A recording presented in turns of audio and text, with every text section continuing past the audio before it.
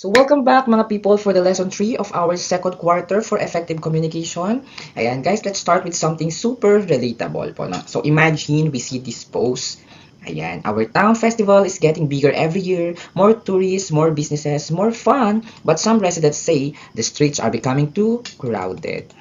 Ayan po siya, no? So, at first glance, parang simple lang po siya, no, na update about the festival. Nga pala po, we need to answer the following guide questions. What is the main message? What information is directly stated? What idea is implied? And does the post show a particular point of view?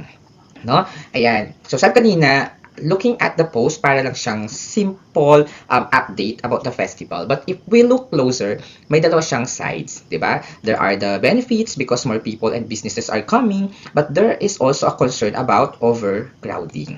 So the challenge now is we need to identify what is actually being said and what is being suggested. So the post directly tells us that the festival is growing and some residents are experiencing crowded streets. Malinaw yun sa post. But we can also infer that growth may have consequences for the community. Notice that we are not simply guessing. No? We are using clues from the message. Nandun mismo. Kaya nag-arrive tayo dun sa ganun na conclusion. No? And at that point, pumapasok na yung tinatawag nating critical communication. And in here, we need to don't just read the words. We have to think about what those words are telling us. As an example, no, para kapag nag-post yung classmate mo and your workmate, no, sabi, finally, our group project is done. Kaya sabi ng workmate mo, finally, no, nakatapos din ako ng work, ganyan. So, technically, sinabi lang nila na tapos na yung project. But depending on the context, no, mahihinuan natin or implicitly sinasabi, they are stressful sa paggawa ng project or nung trabaho. In relation to our discussion today, ayan, so pag-usapan natin ang public communication, civic and cultural communication. So, public communication is basically a communication intended for a wider audience po. No? And it includes social media posts, mga advertisements, mga podcasts, and mga public announcement. No? Ayan. And then, for the civic communication naman, this is more connected to the community. No? Kabilang po dito ang mga government announcements, mga cleanup campaigns, mga disaster preparedness reminders, ganyan, no? Mga public service messages, even po yung mga related sa elections, ganyan, no? Kasi po, pag civic, yung communication, ang goal po niya is to inform and encourage the community or the people to participate po. No? Ganun po siya. And then, when we talk about naman sa cultural communication, ang mga culturally significant communication involves, ayan, mga art exhibitions, traditional ceremonies, mga festival and cultural performances. Kasi nga, connected sila sa mga traditions natin, sa ating identity, sa ating history, no? Basta sa ating culture, no? Ayan, so kung makakita man tayo ng mga traditional dances, no, they are not just for the entertainment, no? But their goal is to communicate the values and the stories that we have. For example, kapag may mga cultural performances po during school program, we don't watch the costumes and the movements alone. Hindi tayo doon magpo-focus lang, di ba? But maging critical tayo and ask ourselves, what cultural story or value is this performance trying to communicate sa ating mga audience or nanonood? This time naman, let's proceed in identifying the main message, no? And this is basically the most important thing that the communicator wants us to understand or remember. Kaya sabi dyan, this is the central idea or most important point communicated by a speaker, creator, organization, or event. So, we have to think it as the main key of the communication, no? So, for example, if we had to explain the entire post, the entire speech or advertisement in just a single sentence, so, parang ganun yung dating ng main message po, no? Kaya, for example, there is a poster, no? Tapos ang sabi ng poster is, keep our community clean, use the proper waste bins. So, the main message now is obviously encouraging the people about the proper waste disposal. Hindi naman necessarily kailangan matandaan natin lahat ng elements ng post. The design, the font, the colors, hindi, no? The important part here is the central idea, no, which is about disposing the waste properly to help the community have a clean area. So kumbaga, pag gusto natin gawing mas madali ang pag-intindi ng main idea, ayan, we need to ask ourselves, if you only have 5 seconds to explain the message to your friend, what would you say? Parang ganon yung notion niya, no? And of course, usually our answer will point out toward the main message itself, no? Ayan po siya. Now, here's where the communication becomes more interesting. Pag pinag-usapan natin the stated meaning and the implied meaning. So, kanina kung lang kayo natatandaan yung mga guide questions, ito yung the second and the third question, no? Pag sinabi kasi natin stated meaning, directly expressed po siya, written or spoken, and napaka-easy niyang i-identify, no? Kumbaga, walang hulaan dito, no guessing in this point. Kung sinabi ng isang tao, the road is flooded, stated yun, no? Pero pag sinabi namang implied, sabi kasi dito, not directly stated. Suggested lang siya through tone, images, or context. And nagre-require pa siya ng interpretation, no? So, dun sa sinabi niya, the road is flooded, wala naman siyang ibang words na ginamit doon, pero kung ang tono niya is parang nagre-reklamo siya, maybe, ma-interpret natin yon as biniblame niya ang government o yung mga leaders na ating country for having that kind of situation, no? So, ganun po siya. So, para mas magets pa natin siya, let's look at this example post. Ang sabi doon, another traffic jam on the way to school. Maybe it's time we talk about better transportation. No? Ang stated message doon, which we can read directly from the post, there is a traffic congestion. But the implied message here is that the transportation in the area may need improvement. No? Wala yung word na improvement doon, pero ayun yung gusto niyang iparating implicitly. No? So, hindi niya directly sinabi yon, pero na hihinuhan natin, or we can infer that the government should improve the transportation or should do something about the situation, no? However, kahit po we are having the will to interpret the text beyond the stated meaning, dapat hindi po tayo nag-over-interpret. Inference should always be based on the clues presented, not just on our imagination. At doon nagiging problematic ang isang communication kapag hinahaluan na siya ng mga or na-over-interpreted siya, no?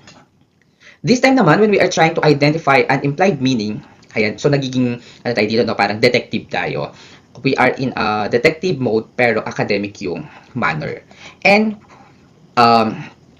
we have to look at this following clues, no? Ayan, kapag nagkakaroon tayo ng mga inferences.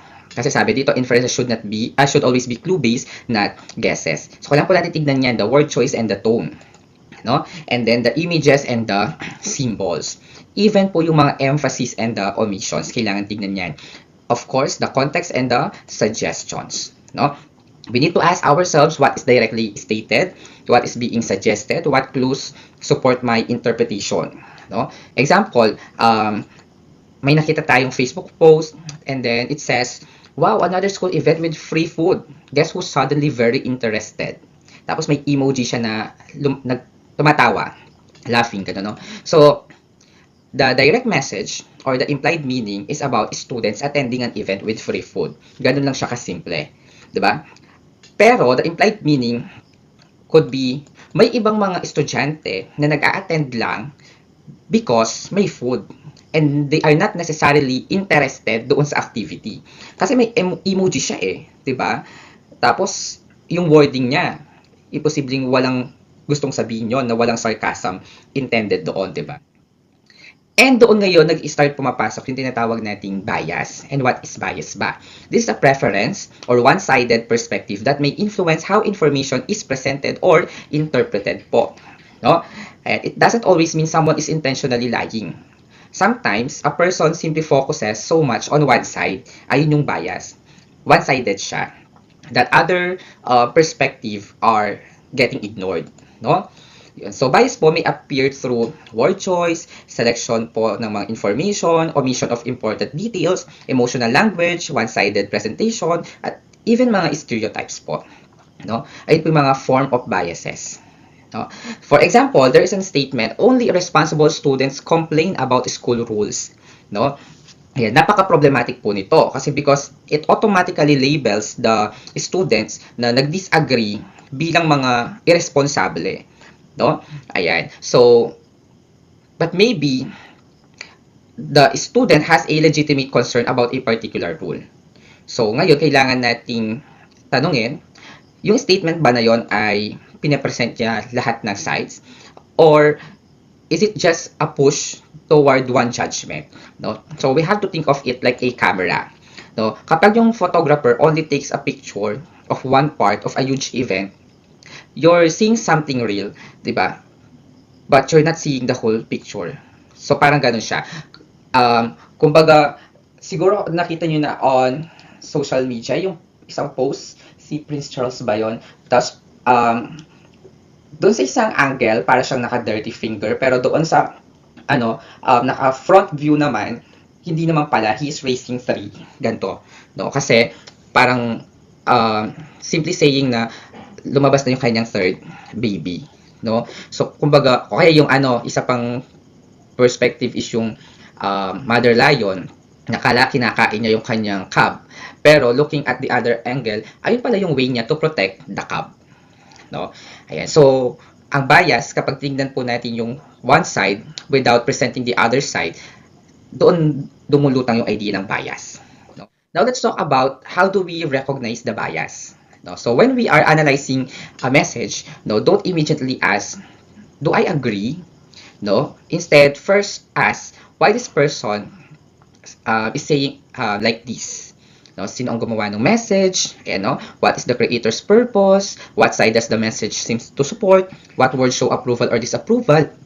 What information is included? What information might be missing?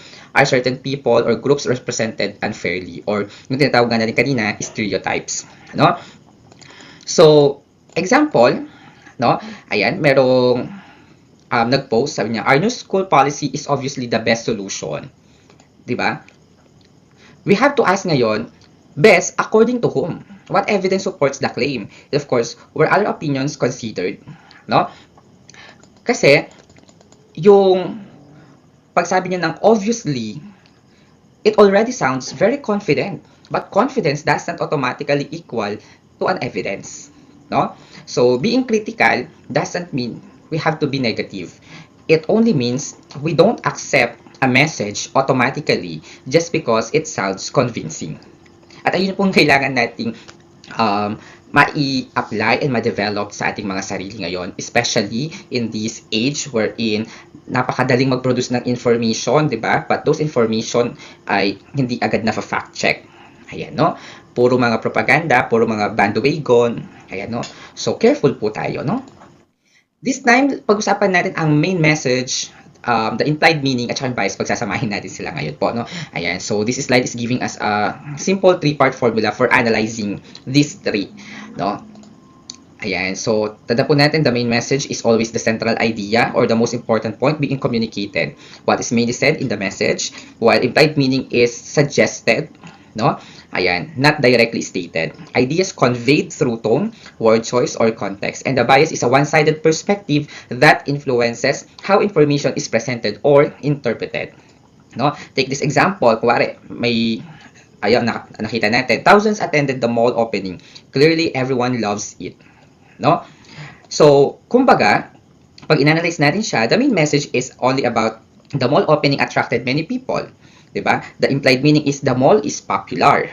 No? And of course, the possible bias na makikita natin from the message is attendance is treated as proof that everyone approves the mall. No? But then, maybe some people went because they were curious. No? Kumbaga, pag inanalyze mo kasi yung ano niya, meron siyang bias di ba? Na parang yung attendance is parang nag-equate siya kung gaano kagusto yung mga tao doon sa mall, 'di ba? Pero mali naman natin, 'di ba? Some people whether just because of curiosity, because they want to shop, 'di ba? Or simply gusto lang nilang i-check yung new place, 'di ba? So we need to remember that the true detail can still be used to support a questionable conclusion. Kaya napakahalaga na meron tayong critical thinking. Okay, let's proceed in analyzing social media messages. So, probably the social media is the easiest place, no, wherein we can practice the skill of analyzing messages. Kasi doon tayo nakakakita or nakaka-encounter ng maraming mensahe araw-araw, di ba? But of course, no, we need to check the following elements pag mag-analyze tayo ng mga social media posts. Siyempre, we have to ask who, no, for who created it and who is the audience. What, para sa what is said. And of course, why. Why was it posted and how? How are words and images used, no? Mahalaga po nating ano yung mga yan, ma-figure out with the bulk of information that are readily available sa social media, kahit anong platform pa yan. No? And always remember, yung mga likes po and shares do not automatically prove that a claim is true. No? And isama na rin po nating alamin, no, na for example, mag-aano po tayo ng mga TikTok video, no? Pag nakapanood po tayo, tapos may sinabing, this study proves that students who sleep late get higher grades. No? Huwag tayong agad maniwala doon. Though it sounds scientific kasi sabi niya, there is a study proving the claim, di ba? Pero dito pumapasok ngayon yung mga questions na sino ba gumawa ng video, no? Asan yung study, no? Asan yung source? Meron ba talagang source? Or baka sinabi niya lang yon para for the hype. Tingnan mo rin, baka the creator is selling something kasi gusto niyang mag-increase yung kanyang sale. Kaya sinabi niya yung part na iyon, no? Tandaan po natin, napakabilis manlin lang ngayon, napakadali ng mga propaganda. Sabi ko nga, no? Ayan, yung 10,000 likes po, no? Don't turn an unsupported claim into a fact. Hindi po porket maraming likes, maraming engagement, means totoo na agad yung message or totoo na agad yung information tsaka yung claim, no? Tayo pa rin po yung magde-decide doon. And we will only know that if critical tayo mag-isip, just like nag-search muna tayo ng other sources, di ba? Kung reliable ba yung source or hindi. So, after analyzing the social media messages, this time naman, mag-analyze naman tayo ng mga podcast and public speeches messages, no? Kasi when we listen to a podcast or a speech, we don't just listen for the speaker's conclusion, di ba? Yes po, we need to listen and identify the speaker's main argument. We need to evaluate supporting evidence. We need to notice the tone, the emphasis, and the repeated ideas. We have to spot emotional appeals and claims, and of course, listen for missing viewpoints. So imagine po natin yung isang podcast, it discusses whether the students should have longer school hours. Diba? Siguro yung isang speaker, sasabihin niya, longer hours improve academic performance. But then, eto na naman tayo, kailangan nating maging mapanuri. We have to ask, what evidence supports that? What about naman yung mga students na nagko-commute ng long distances? What about naman yung mga teachers? What about yung mga family responsibilities? Diba? So, kung good listener ka, you don't automatically choose a side. Instead, you will examine the quality and the completeness ng message, di ba? Kung mayroon bang facts, mayroon bang sinabi siya doon na hindi porke kasi brave, hindi porke kasi matapang yung statement, it means tama na agad yun, di ba? Kailangan supported pa rin by facts, logical pa rin, no? Basically, we don't just ask anong sinabi ng speaker, no? Rather, we ask how did the speaker can convince us, no? Hindi kailangan sobrang baba ng ating standard pagdating sa mga information para lang makuha agad yung ating loob and our side. So, paano naman pag mag-analyze tayo ng mga art exhibitions o kaya mga cultural performances, no? Kasi, ang communication po is not just always about spoken or written words, ha? Kasama po dyan yung art, yung music, yung clothing, yung movement, ayan, no? Mga symbols, ayan. So, the setting, the expression, no? Ayan, the interpretation of the visuals, mga cultural references, lahat po ng yan, no? I-analyze po natin sila when we are analyzing an art exhibition or cultural performances. Sa cultural dance, di ba? For example, pwede kasi itong mag-communicate ng history natin, no? Bakit ganun yung mga steps? Di ba? Bakit ganun yung kanilang costume, no? Saan nag-originate tong dance na to? or yung performance na to, no? Anong community identity ang pinalilitaw dito? What kind of celebration, no? Ano yung mga spiritual vibes na nandoon? And siguro pinaka-important tanong rin natin, what values is embedded doon sa performance po na iyon? And important reminder then when we are dealing with analyzing art exhibitions tsaka cultural performances, ano ba yung context? Kasi context matters eh, di ba? If we see a cultural practice that is napaka-unfamiliar sa atin, hindi tayo agad-agad magsasabi ng yes, no? O kasi sabihin natin, ay, ang weird, di ba? Instead, we have to ask, ano nga yung meaning within that culture, no?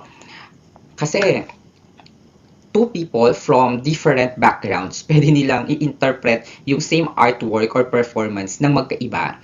Kasi nga, they have different experiences or backgrounds at saka mga cultural knowledge. No?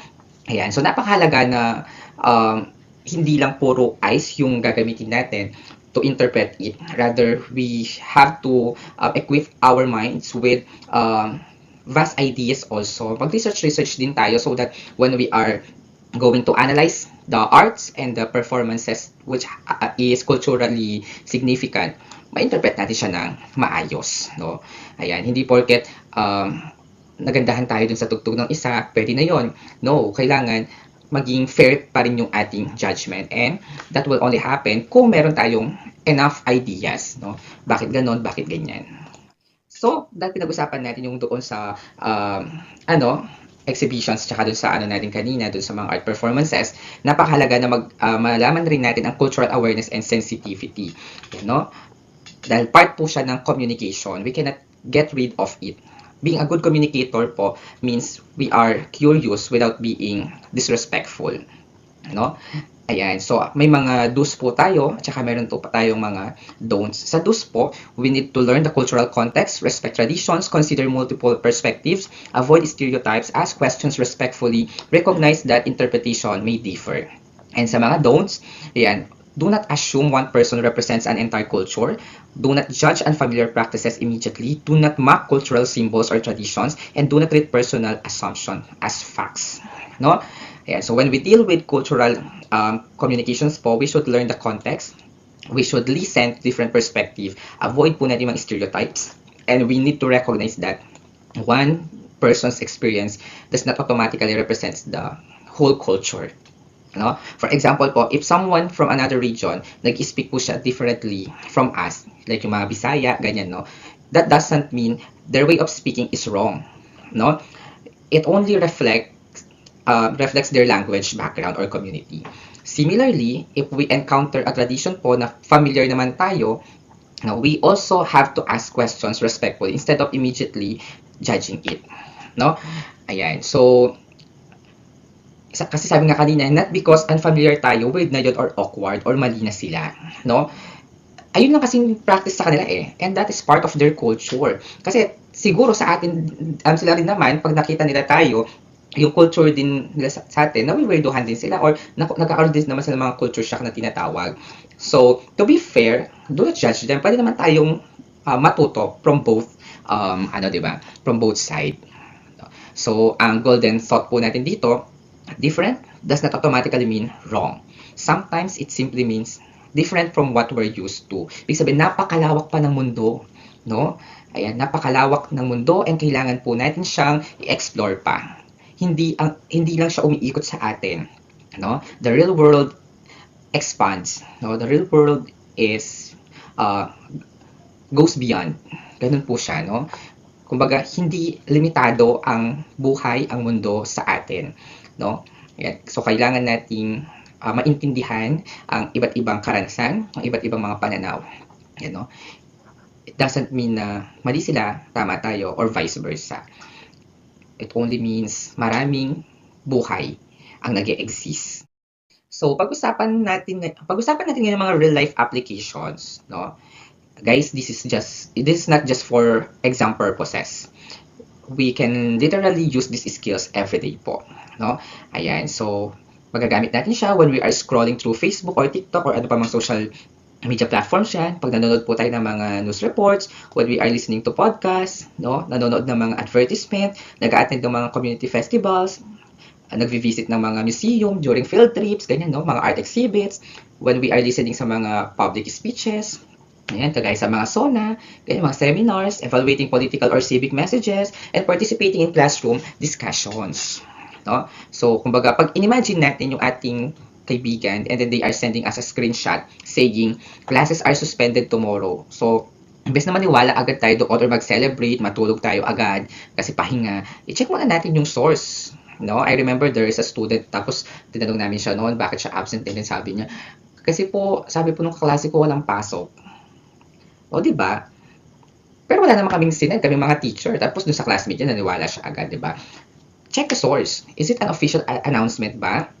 Is the date correct? Is the screenshot old ba? Baka mamaya 2024 pa pala yun. Pero same date. No? Ayan, so, critical communication helps us avoid spreading misinformation. Yung skills po na ito ngayon, yung pagtukoy sa main message, sa implied meaning, no, sa bias, ayan, no, this can help us in our classroom discussions, no?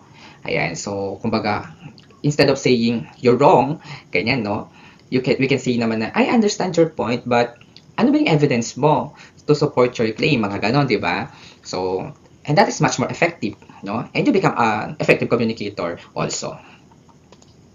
Ayan, so key takeaways na po tayo. So let's make this lesson super easy to remember with this concept. The main message is what the communication is mainly saying. Implied meaning is what the communication suggests.